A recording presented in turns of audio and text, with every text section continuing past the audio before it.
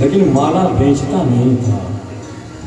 कहा ये मेरे माला, मेरा माला, मेरे कभी जब भगवान आएंगे ये उन्हीं के लिए होगा। माला सूख जाए फिर माला उसको नदी में डाल देता था, फिर माला बनाता था, लेकिन माला बेचता नहीं था। कहा मेरे भगवान की माला। उसके बाद यशोदामा माली देखता है तो बड़ा खुश हो गया है। अब खुश होकर के भगवान के चरणों में गिर गया। कौन माला पहनाया उन्होंने, इतना माला पहने सब लोग। और उसके बाद माला वाला पहन लिए, सुदामा माली को आशीर्वाद दिया, जाओ तुम्हारा कल्याण हो जाए। इसके बाद फिर आगे बढ़े, देखा कि एक कुबरी है, कुबरी 3 तरह से टेढ़ी है। और वो एक उसमें एक झोल, एक जिसमें रहता है पीतल का रहता है, क्या करते हैं पीतल लेके जाते हैं,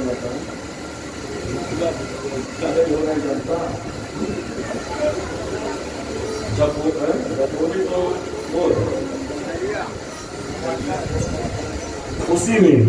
वो उसी में चंदन लेकर के जा रहे थे कंस को लगाने के लिए। कुब्जा है,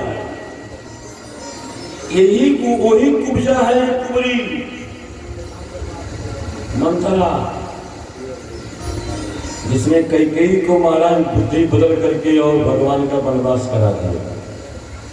इसके बाद भगवान जब पहुंचते देखते कहते, भगवान ने कहा ओ सुंदरी जी जरा रुक जाइए, ऐसे कहा भगवान। और 3 जगह से टेढ़ी थी बेचारी, एकदम कुरूपणी थी। फिर भगवान किस लीला तो किस भी चंचल है ही, कहते हो सुंदरी जी जरा थोड़ा रुक जाइए, कहाँ जा रही हैं? अब वो पीछे मुड़ करके देखती है कि मुझे सुंदरी किसने कहा इस मथुरा में पहली बार, मैं तो 3 जगह से तिवक्रा हूं। दास्यस्म्यहं सुंदर कंस सम्मता, त्रिविक्रमानहनु लेपन कर्मणि। जब इधर देखी पीछे, कहा अरे ये तो वही सांवली सलोनी मूर्ति, ये वही आंखें, ये वही बाल, ये तो लगता है मेरा राम है। तब पीछे मुड़ करके पूछती है क्या तुम राम हो? कहा मैं राम नहीं हूं, मैं कृष्ण हूं, लेकिन तू जो समझ रही हो वही कृष्ण, वही राम कृष्ण बने हो। कहा तुमने मुझे सुंदरी क्यों कहा? क्या मैं तुम्हें सुंदर लगती हूँ? 3 जगह से मेरी पीठ टेढ़ी है, चेहरा देखने लायक नहीं है, अब फिर भी तुमने सुंदरी क्यों कहा? कहा तू बाहर की सुंदरी नहीं, तू मन की सुंदरी। कहा कैसे? कहा अगर तू न होती मेरे रामावतार में तो मेरा वनवास न होता, और वनवास न होता तो मैं 14 वर्ष में कैसे अपने सभी भक्तों को सुख दे पाता था। तो तुम्हारे कारण इसलिए तू मन से सुंदर है, लेकिन आज मैं तुझे तन से भी सुंदर बना दे रहा हूं। रुक जा, मैंने एक जादू सीख के आया है। कृष्णा अवतार में एक जादू सीखा हुआ हो। कुबरी को मारा जैसे आमने सामने, इधर भगवान खड़े हैं, उधर कुबरी खड़ी है। अब कुबरी के दोनों पैर पर भगवान ने अपना दोनों पैर रख दिया। अब ऐसे हाथ लगाया, ऐसे गले में ऐसे हाथ लगाया, और ये जो हाथ था ये हाथ यहाँ लगाया, यहाँ और ऐसे हाथ लगा करके ऐसे धर के उचकार दिया, भगवान पैर दबा करके उचकारा। महाराज जैसे भगवान ने उचकारा वैसे कुछ देर में वो कुबरी सर्वांग सुंदरी होकर के अवतरित हो गई, उसका सारा शरीर सुंदर हो गया, सारा शरीर सुंदर हो गया। और ठाठ से महाराज बढ़िया भगवान के चरणों में गिर गई। कहा ये चंदन कहा ये कंस के लिए था, लेकिन आज आपके लिए है। बहुत चंदन लगाया मत्थे पर। उसके बाद वहां से आगे बढ़े। अब भगवान जब आगे बढ़े, कुब्जा का उद्धार किया, यही कुब्जा उद्धार है। कुब्जा का उद्धार किया। उसके बाद भगवान पहुंच गए जहां तक हो रही थी। अब जहां जग हो रही थी वहां जाकर के धनुष को उठा करके तोड़ दिया भगवान ने। धनुष तोड़ दिया, जबकि ये था कि धनुष अगर टूट जाएगा तो धनुष के जो मालिक है वो मर जाएगा। लेकिन भगवान ने जाकर के धनुष तोड़ दिया। धनुषो भज्यमानस्य शब्दः खण्डोदसीदिशः पूरयामास सत्यं श्रुत्वा कंसशास्त्रमुपागतम्। तोड़ दिया। उसके बाद हल्ला हो गया, धनुष टूट गया। भगवान चले गए अपने गेस्ट हाउस में। सवेरे जब रंग द्वार फिर सजा अखाड़ा, भगवान फिर अपने सारे ग्वाल वालों के साथ अखाड़े में पहुंचे और कोलिया पीठ हाथी गेट पर लगाई गई भगवान को मारने के लिए। उसके बाद भगवान ने जब देखा कि ये हाथी की नजर खराब है तो भगवान को उस हाथी ने अपने सूंड में ऐसे लपेट लिया और लपेट करके जैसे पटकना चाह रही थी जमीन पर, वैसे भगवान शरीर बढ़ा करके उसके बंधन से छूट गए। और छूट गए तो भगवान ने पकड़ा उसका सूंड, दोनों सूंड पकड़ा और सूंड पकड़ करके भगवान ने ऐसे पकड़ करके था के रवा दिया कस करके हाथी काटने जमीन पर। हाथी मर गई। हाथी का दोनों दांत तोड़ लिया। एक दांत कृष्ण के हाथ में, एक दांत बलराम के हाथ में। रंग द्वारम समासाद्य तस्मिन्नागमवस्थितम्। अब चले जहां अखाड़ा है, अखाड़े में मारा। भगवान अखाड़े में पहुंच गए। अब वहां चारों और मुष्टिक दोनों हैं। मुष्टिक जो है वो मुक्के की कुश्ती लड़ता है और चारों महाराज मिट्टी की कुश्ती लड़ता था। भगवान कृष्ण भिड़ गए चारों से और मुष्टिक से बलराम जी बॉक्सिंग थे, बॉक्सर थे बलराम जी। हाथ धर के महाराज दोनों लोगों ने कंस और चारूर और मुष्टिक को मार डाला भगवान ने पटक पटक करके। अब कंस बैठा था कम से कम महाराज 50 फीट के ऊपर सिंहासन बनवाया कि यहाँ तक नहीं आ पावे। अब भगवान कृष्ण का क्रोधारूप, क्रोध के रूप में आए भगवान कृष्ण। इसी कंस ने मेरी माँ की 6 बच्चे को मारा। इसी कंस ने मेरी माँ पिता को जेलखाने में डाला। न जाने कितने अपराध बालकों को मारा। भगवान को क्रोध आया, रोष में आ गए। एक छलांग लगाया तो कंस के ऊपर पहुंच गए और पकड़ करके उसका बाल और चीजें जमीन में खींच करके ले आए। नाक पटका।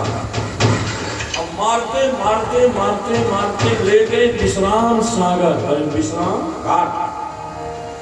आप लोग मथुरा गए हुए विश्राम घाट देखा होगा। अब मैं जाओ मथुरा वृंदावन गए हो कि नहीं? समझे नहीं? आप गए हैं? अरे बात है मामी, ये तो गई है।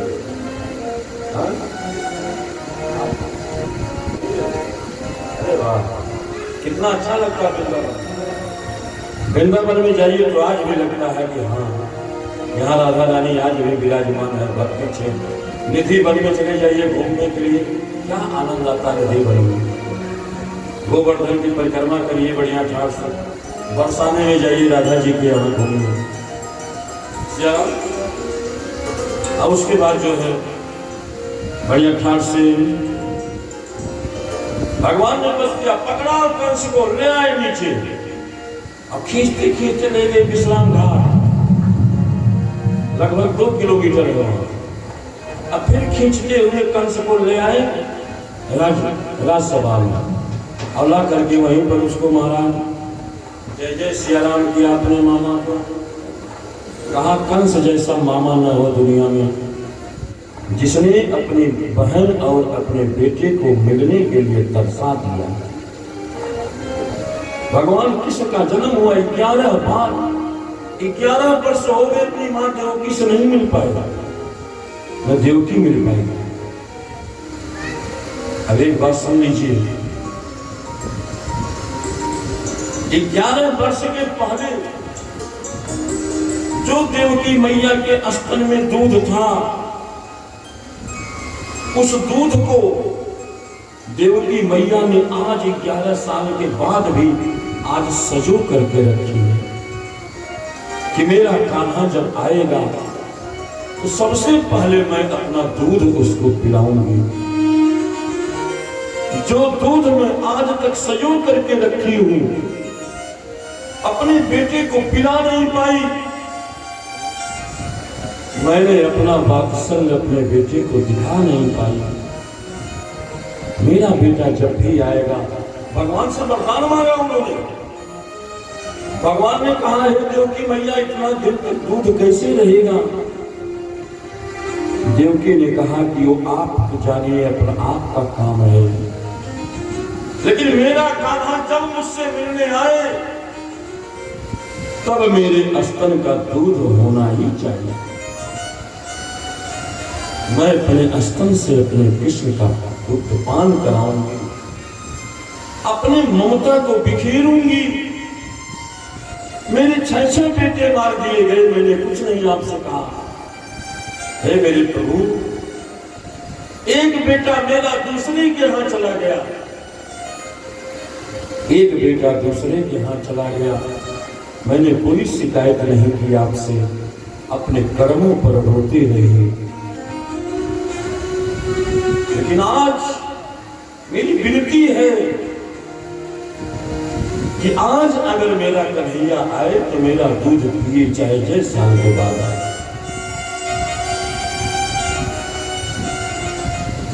ये कवि ने लिखा है,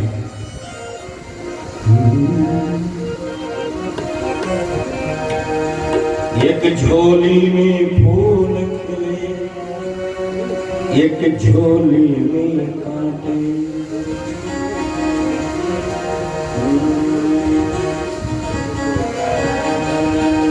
एक झोली में फूल खिले और एक झोली में कांटे।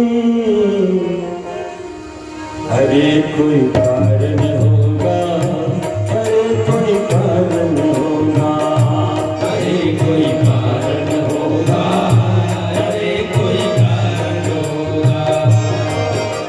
एक झोली में फूल खिले हो, एक झोली में फूल खिले, एक झोली में कोई कारण होगा, अरे कोई कारण होगा, अरे कोई कारण होगा, अरे कोई कारण होगा।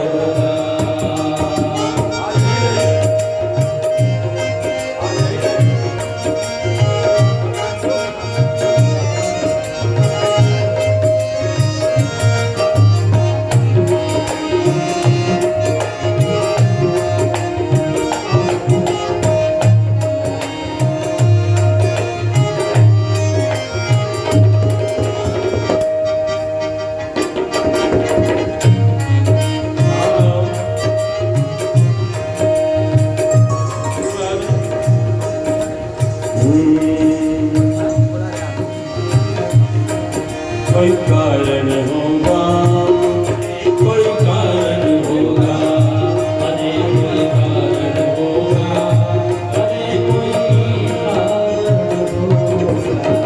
पहले बनती है तकदीर, फिर बनते हैं शरीर। पहले बनती है तकदीर, फिर बनते हैं शरीर। पहले बनती है तकदीर, फिर बनती है शरीर। वो पहले बनती है तकदीर, फिर बनती है शरीर।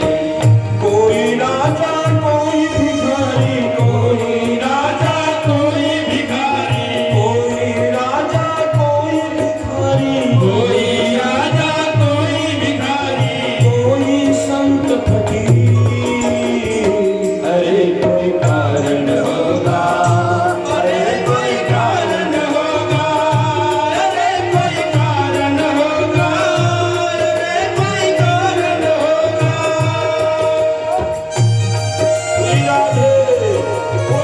कारण होगा।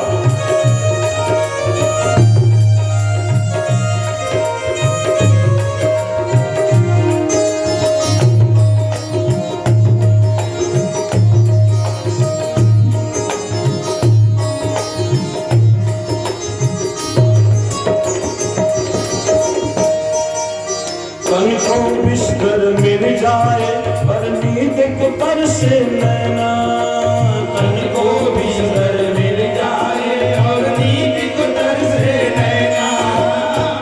शरीर को बिस्तर मिल जाता है, बिस्तर तो अच्छे बिछ जाते हैं, लेकिन कभी कभी ऐसा होता है कि नींद के लिए हम तरस जाते हैं, नींद नहीं आती है, इसमें भी कोई कारण है। तन को बिस्तर मिल जाए पर नींद को कर से नैना, तन को बिस्तर मिल जाए नींद को कर से नैना, नींद को कर से नैना, नींद को कर से नैना, नींद को कर से नैना, नींद को कर से नैना। अरे काटो परसों करके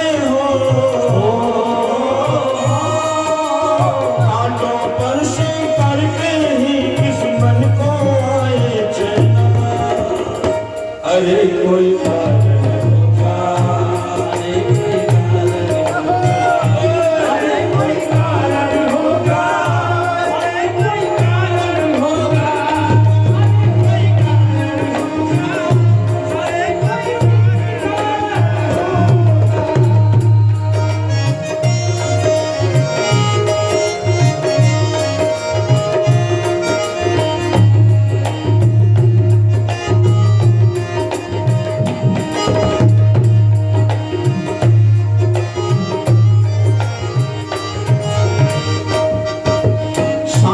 से भी बुझ ना पाए कभी किसी की प्यास, सागर से भी बुझ ना पाए कभी किसी से प्यास।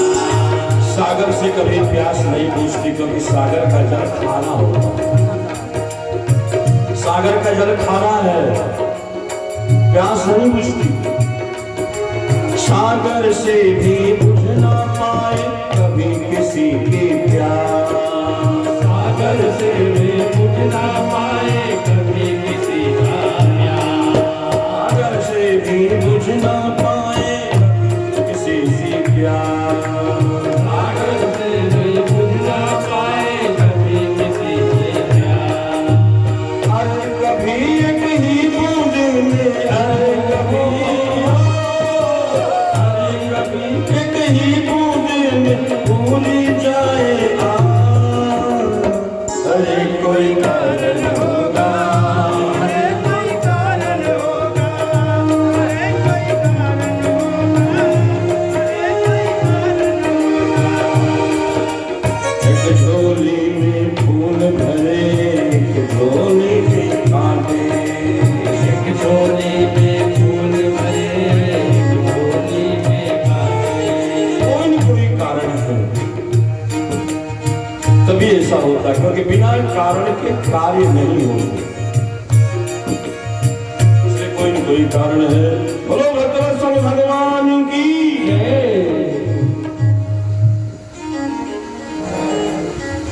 इसके बाद देवकी मैया ने वरदान मांगा, भगवान ने स्तन में दूध रहने का वरदान दिया। भगवान ने जब कंस का वध कर दिया और कंस से पूछते हैं कि हे मामा जी आज कौन आपका साथ में है, यहां देख रहे कोई नहीं साथ, क्योंकि कोई न देगा तुझको सहारा, कब तक तुम भी सहारा रहोगे। आज तेरी दुनिया लुट गई। कंस ने जब देखा कि आज कोई मेरे साथ में नहीं, जिसके लिए मैंने सब कुछ किया, मेरी फौज तक मेरे साथ नहीं है, आज ऐसा अपराध हुआ। इसके बाद कंस का प्राण निकल गया। भगवान ने कंस का भी उद्धार किया और उसके बाद भगवान सीधे पद करके कंस का सीधे जेल खाने में जाते हैं जहां मां है। गोविंद मेरो है गोपाल मेरो। देवकी मैया जेल खाने में बैठकर पुकार रही थी अपने गोपाल को। भगवान ने कहा जरा इसको असुर को समाप्त करके फिर मां से मिलता हूं। जब गए जेल खाने में तो अलौकिक बात आ देवकी मैया बुढ़ी हो गई, लेकिन जब भगवान कृष्ण को देखी तो दौड़ी, दौड़ करके जेल खाना खोला गया। जब देवकी मैया दौड़ी, दौड़ करके कृष्ण को पकड़ लिया और जैसे कृष्ण को पकड़ा वैसे उसके स्तन से दूध बहने लगा। भगवान ने तुरंत अपना मुंह लगाया कि अगर एक भी इस दूध का बूंद गिर जाएगा धरती पर तो आज प्रलय हो जाएगा। मां की ममता है, जिस ममता को कंस जैसे आतताइयों ने नष्ट कर दिया। भगवान ने हाथ लगाया, अपना मुंह लगाया और खूब ठाठ से स्तनपान किया माता देवकी का। 11 वर्ष के कृष्ण हो गए। इसके बाद भी दूध कम नहीं हुआ। कृष्ण बैठ गए। माता ने कहा कृष्ण बैठ जा, आज मेरी पूरी ममता को निकाल देने दिया। दिन की ममता फंसी पड़ी है मेरे अंदर। दोनों स्तन से धारा गिर रही। भगवान कृष्ण बैठे हैं उनके मस्तक पर, जैसे मानो आज मैया अपने भगवान का अभिषेक, दुग्धा अभिषेक कर रहे हैं। दूध गिर रहे, भगवान कृष्ण का अभिषेक हो रहा है। इसके बाद जब भगवान ने मातरम पितरम चैव मोचयित्वा बंधना कृष्ण राम बबंदाते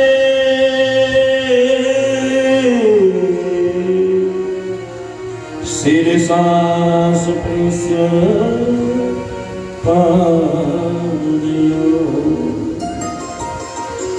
अपने माता पिता को मुक्त किया। बगल के जेल खाने में देखा जो गुरसेन महाराज बंद थे, उनको भी जेल खाने से छुड़ाया भगवान ने। उनको ला करके बढ़िया सारे नौकर चाकर से स्नान करा रहे और गुरसेन महाराज को मथुरा का राजा घोषित किया। गुरसेन महाराज को राजा बनाया। इसके बाद वहां से सियाराम फिर अपना ठाठ से आनंद से रहने लगे। भगवान बात श्री मथुरा में रहे बहुत दिन तक। उसके बाद भगवान को पढ़ने के लिए भेजा गया।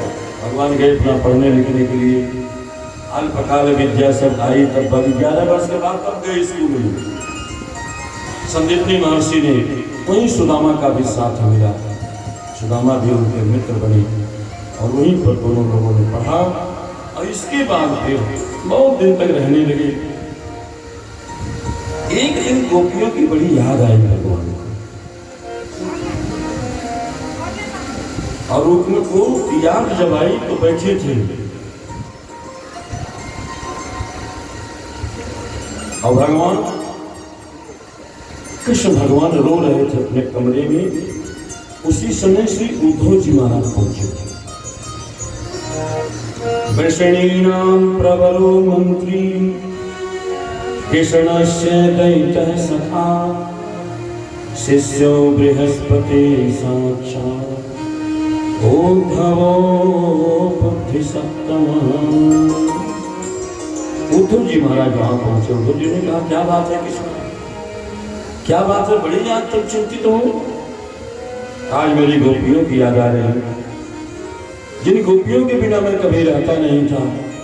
आज इतने वर्ष हो गए, गोपियों से मैंने वादा भी किया था कि मैं जल्दी आऊंगा, लेकिन मैं जा नहीं पाया। जरा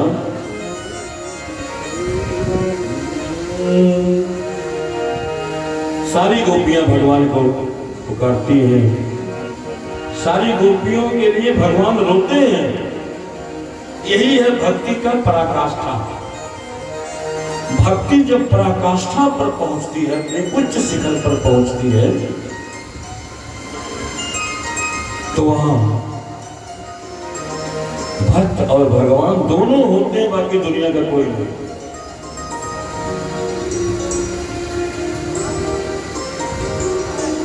हरि नाम नहीं तो जीना क्या, हरि नाम नहीं तो जीना क्या, हरि नाम नहीं तो जीना क्या, हरि नाम नहीं तो जीना क्या।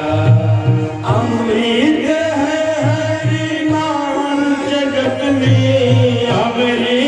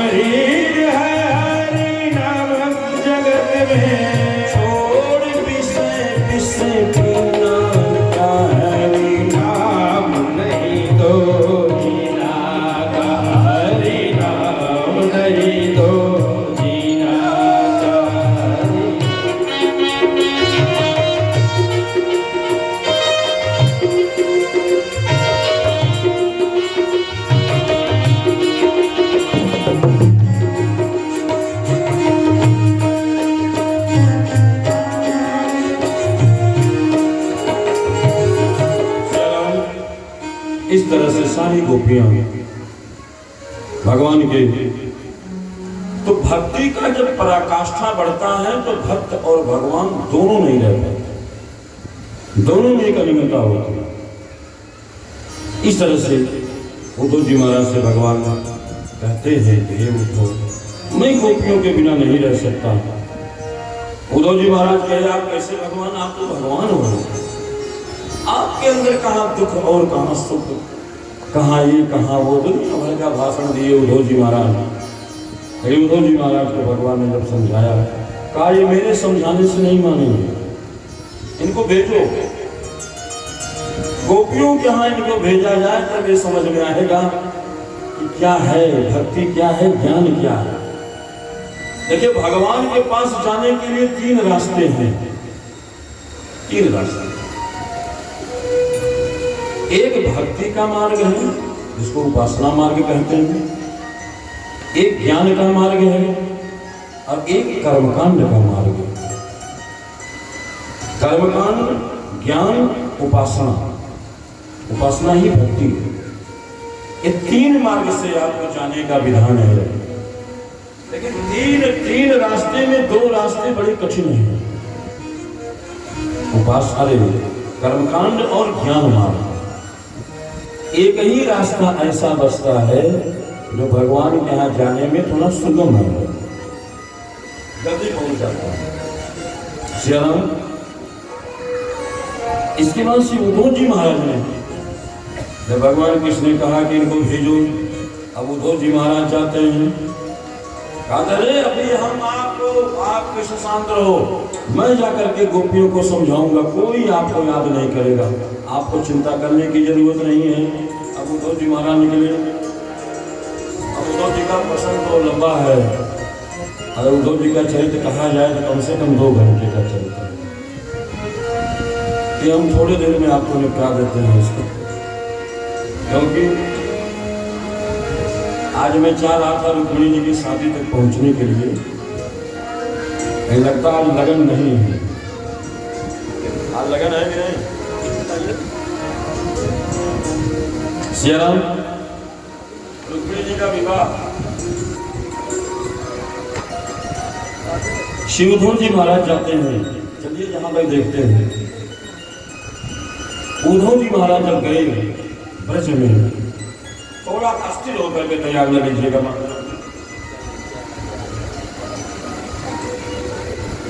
उद्धव जी महाराज जब पहुंचे तो उद्धव को देख करके सारे जानते हैं ब्रज की क्या स्थितियां थी। सारे गोपी ग्वाल बाल जब से कृष्ण आए हैं तब से ब्रज का कोई काम नहीं हुआ, सारा काम ठप है। सारे ग्वाल बाल, सारी गोपियां और सारी गायें, ये सब मथुरा की, वृंदावन वहां आकर के जमुना तट पर और मथुरा की तरफ लाइन लगा करके सब खड़े हो जाते हैं।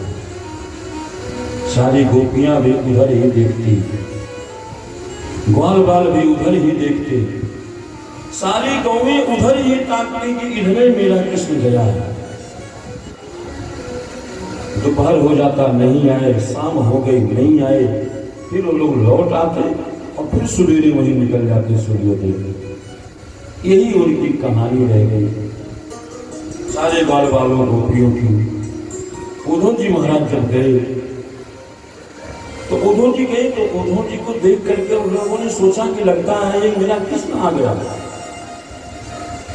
लेकिन जब उद्धव जी का रथ रुका, उद्धव जी महाराज उतरे, उतर करके गोपियों के पास गए। उद्धव जी ने कहा, गोपियों, कृष्ण ने कुछ संदेश भेजा है तुम्हारे। कहा क्या संदेश भेजा? क्या संदेश है? कहा कृष्ण ने कहा कि मुझे भूल जाओ और मेरे योग को अपना लो, और तुम बढ़िया प्राणायाम करो, अष्टांग करो, अष्टांग प्राणायाम करो और बढ़िया तमाम प्रकार की योग विद्या सिखाने लगे श्री उद्धव जी महाराज। गोपियों ने कहा, हे उद्धव, हमने जिंदगी में कुछ नहीं जाना, सिर्फ एक चीज जाना, केवल एक चीज मुझे आती है। कहा क्या? कहा कृष्ण ही मेरे तन मन में सब जगह बसा, अब कृष्ण के अलावा हम दुनिया में कुछ नहीं जानते। हम हैं बिहारी के, बिहारी जी हमारे हैं। उद्धव तुम भय बौरे, पाती लेके आए दौरे, योग कहाँ राखो, यहाँ रोम रोम श्याम है। इसलिए हे उद्धव, मेरे तो रोम रोम में कृष्ण बसा है। इस तरह से सारी गोपियां उद्धव को, उद्धव जी महाराज ने अपने ज्ञान से सिखाया। लेकिन गोपियों ने एक बार उद्धव जी से कहा कि हे उद्धव, एक बात मेरी मान लो। उद्धव जी महाराज इतनी विह्वल हो गए, ये तो मैं बहुत जल्दी कह रहा हूं चरित्र, लेकिन बहुत लंबा चरित्र है। पद्माकर जी ने और जगन्नाथ दास रत्नाकर जी ने खूब लिखा है, उद्धव शतक लिखा है, उद्धव शतक। कर बिनु कैसे गाय तू ही है हमारी वो,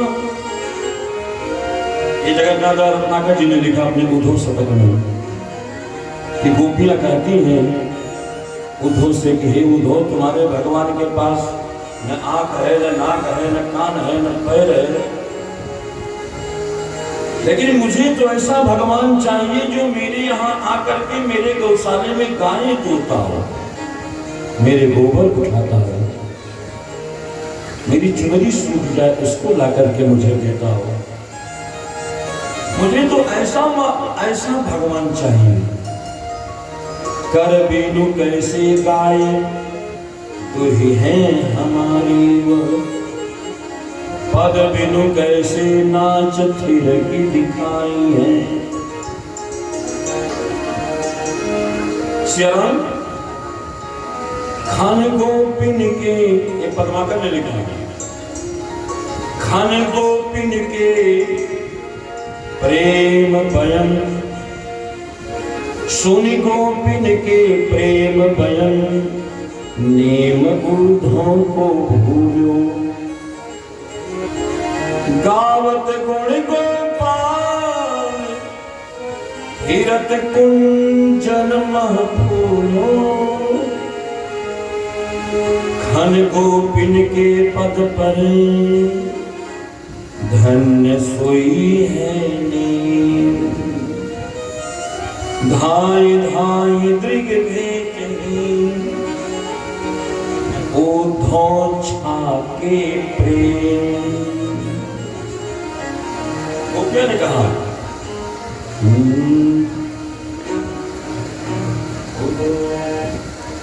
गोपियों ने कहा हे उद्धव, मैं तुम्हारी जिंदगी भर प्रशंसा करूंगी, तुम मुझे श्याम से एक बार मिला दो, एक बार मिला दो मेरे श्याम से।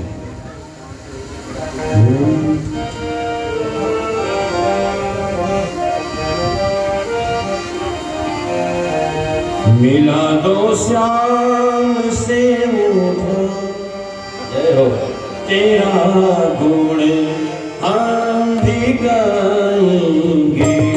मिला दो श्याम से उद्धव, तेरा गुण गाने जाएंगे। मिला दो श्याम से उद्धव,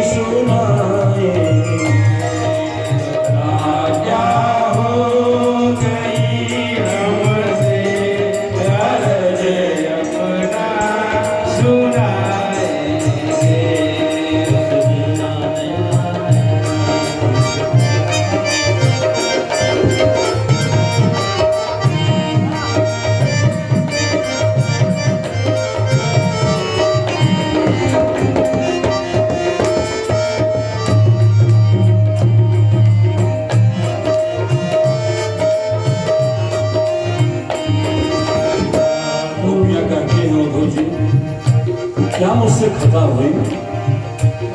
जब से गोकुल छोड़ करके गया कन्हैया, एक बार भी कभी संदेशा नहीं भेजा, कभी याद नहीं भेजा।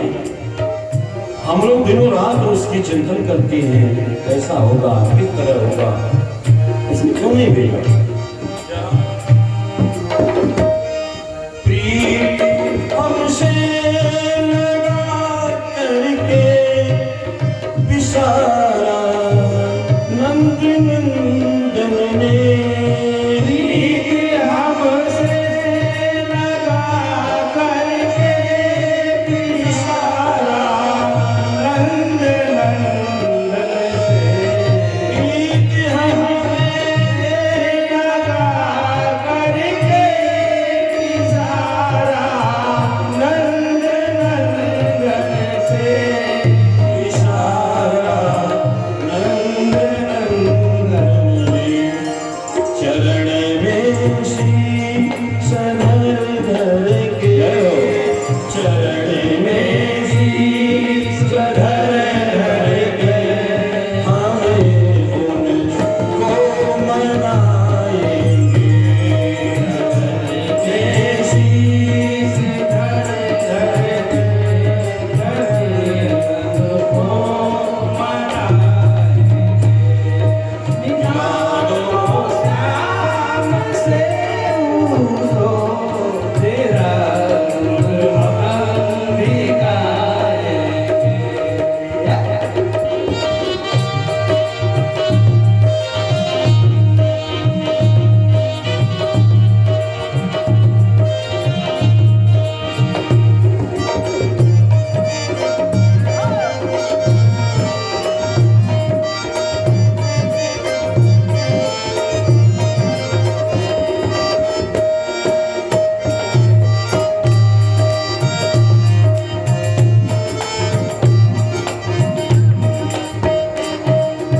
ओ श्री कृष्ण कन्हैया लाल की।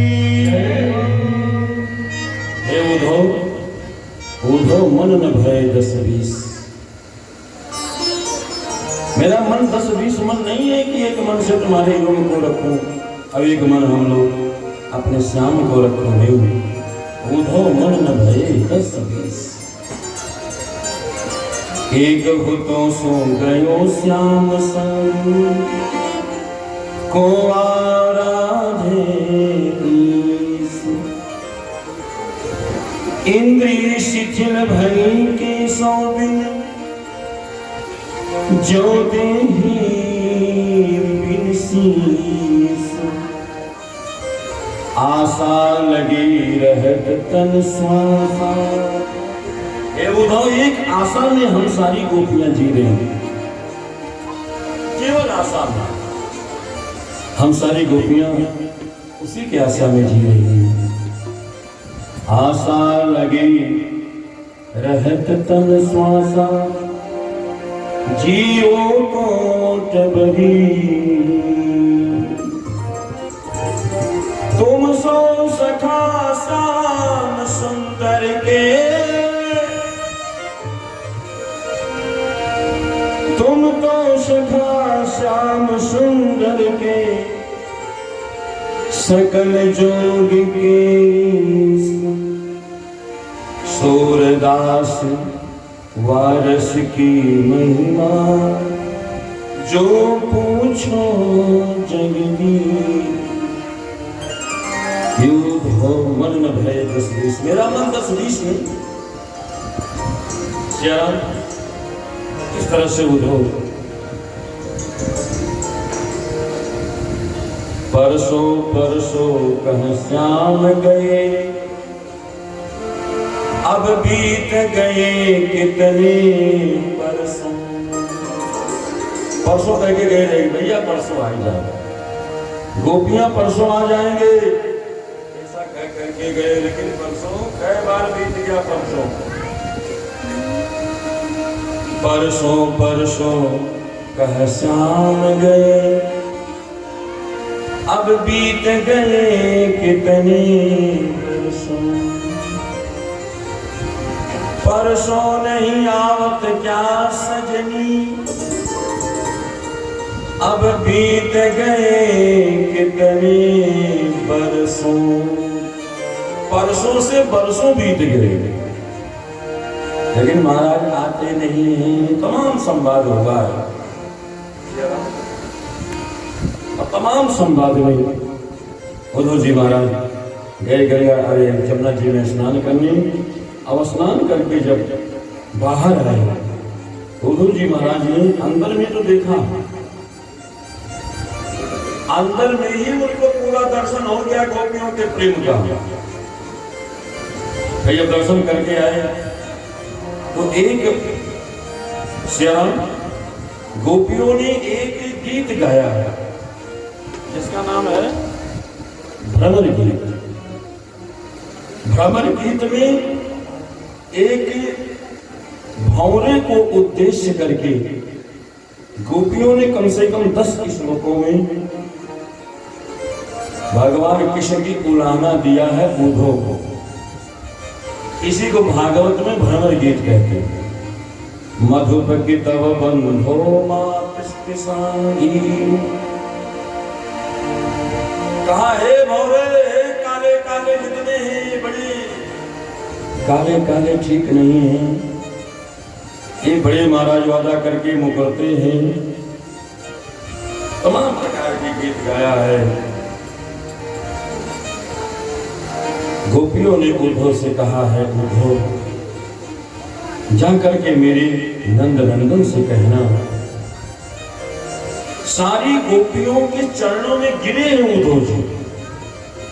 श्री सुखदेव जी ने कहा कि हे परीक्षित, वंदे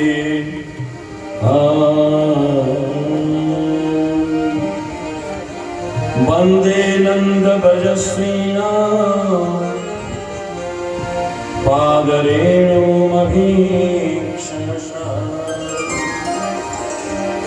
महाराज सारी गोपियों के चरणों में गिर जाते हैं उद्धव जी महाराज।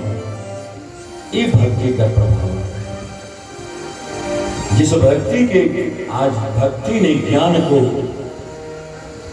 डुबा दिया, ज्ञान में भी भक्ति डूब गई, भक्ति में ज्ञान डूब गया, बह गए ज्ञान।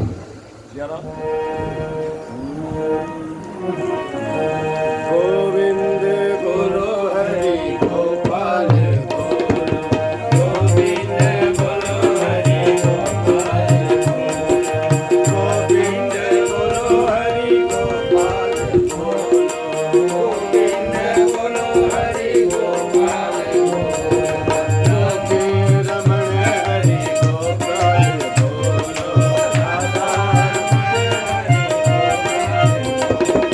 गोविंद बोलो हरि गोपाल बोलो,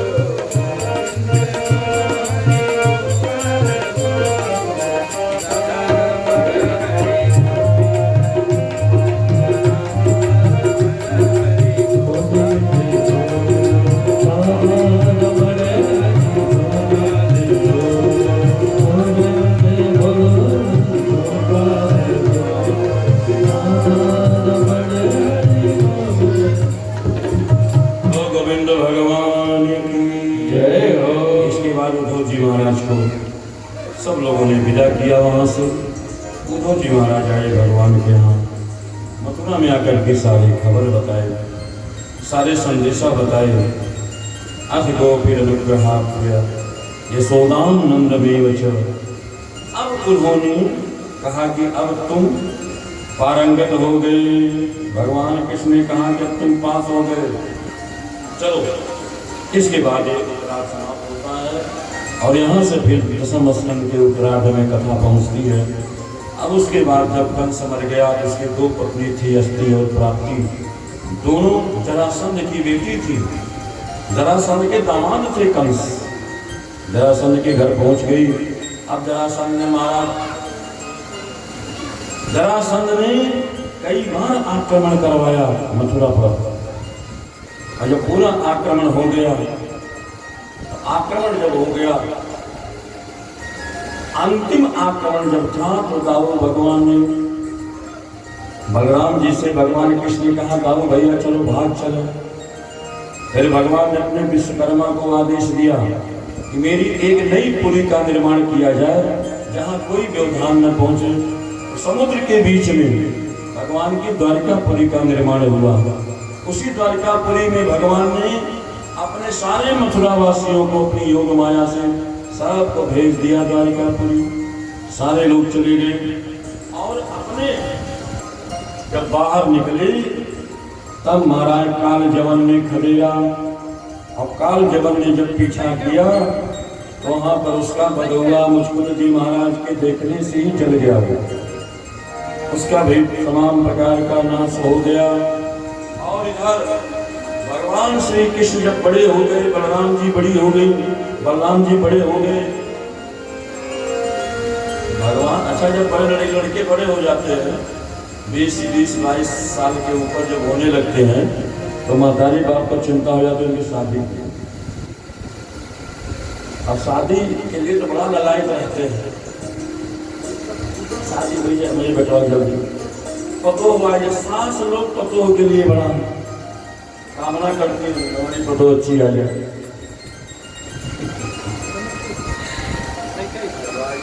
यदि संत ने कहा सास का क्या अर्थ है जानते हो? सास माने बहुत सी सासें रहती हैं। कहा सास माने होता है कि जो अपनी बहू को सांस न लेने दे। एक काम से छुटे दूसरे काम, दूसरे छुटे तीसरा काम। हाँ मसाला हो कि तू नहीं अच्छा हल्दिया पीस डालो।